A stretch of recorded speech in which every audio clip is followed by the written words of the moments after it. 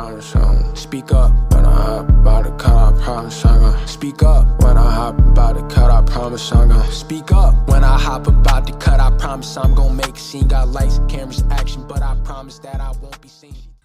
My name is Theodore. My name is and I Markeisha. am about 8 I'm years Mariana, old. You 8? and I'm 10. 9 years. I was diagnosed with 3 years anxiety, old. depression, and Okay, do you PTSD. recall what happened 6 years ago? Okay. Yes. I got taken away. I don't really remember. It felt like I was fighting a losing battle. I felt sad, mad. If there was one thing that you could tell a child going through the same I just thing, wanted okay, to what's the fit in. hardest part about it? Easiest part It's to deal with? okay. There was a lot of obstacles, but I overcame them. Children, just know that it will be alright. Before I begin telling my story, I must give warning that this story may potentially trigger some people who have similar background stories and current situations. I cried reflecting on the past event.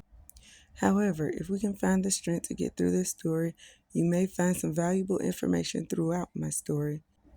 If you don't think you can, I understand, and you don't have to endure the agony, guilt, or the emotions. Just remember you're strong and will come out victorious if you never give up. You can still leave questions in the comments, and I will try to help you even if you can't continue.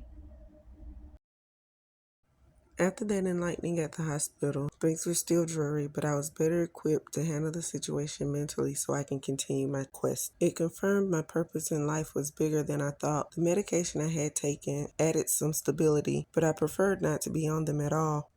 So pre-hospital, I had built 2 beds and painted a few rooms, removed floor tiles and replaced them with carpet tiles. Post-hospital, I painted the rest of the house, including the door. We made a new backsplash in the kitchen, painted wood planks on the floor, redid the kitchen cabinets and countertop, and built a sink and removed the tub out of the bathroom and began to put cement board up. I had furniture in the house thanks to my oldest daughter's father, but due to the fact he wanted to rub it in my face in an argument, basically as if it wasn't for him, I'd have nothing. I was so livid, he used that to one-up me. I put it all on my front porch. I wanted my children, but you didn't help me keep them. So I started to throw it out, and when he mentioned my mother, it made my anger amplify. I charged at him. He pushed me over. I charged again, and again he pushed me over. I wanted to hurt him for my mother coming out from his mouth. The man who promised my mother before she died that he would look after me, but let this happen. I didn't blame his reaction to me wanting to hurt him, and he was defending himself without fighting back. He could have easily hurt me. After the second time, I realized how my anti-violent mother would be so disappointed and screamed for him to get out. How dare he mention my mother? I was done accepting anything from him or anyone else that would hang what they do over my head. I wouldn't even think to do that to someone who needed help. I decided I would build my own. It was turning out to be my own, and I liked where it was going, but it was taking so long, mostly because I had to use my own creativity to build most of the things. I'd show my creations to my friends, and that was the only way most of them saw it. I was too embarrassed of my house or any visitors. Besides that, I preferred not to be there as much as possible, not without the kids. Eventually, after all the arguments my daughter's dad and I had, he finally stopped coming. He said I was ungrateful, among other things. He at one point tried to convince me that moving in together and getting married would be beneficial, but I was fed up. I reminded him of how he refused the offer before, repeatedly yelling, "I would never live with you," and that we argue way too much. We don't ever agree. We were never on the same page. He accused me of cheating with my male friend, but we weren't even at that point. And I wasn't even in a relationship with him. To me, he was a traitor and in cohorts with the other side. He sided against me, and I couldn't stomach the idea of trying us again.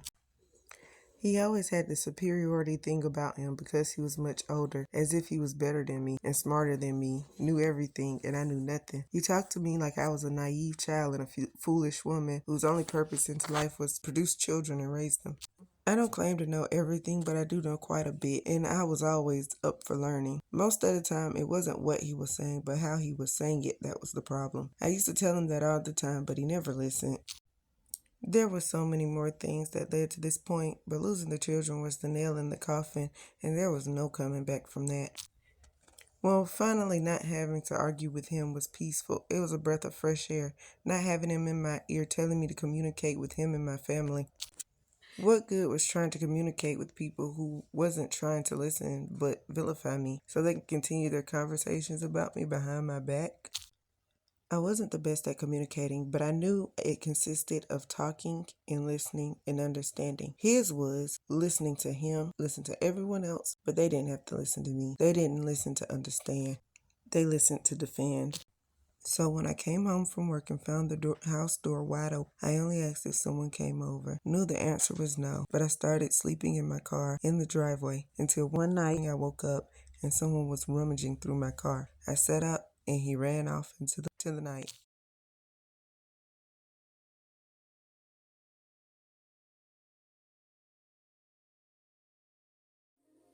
I shine so bright, you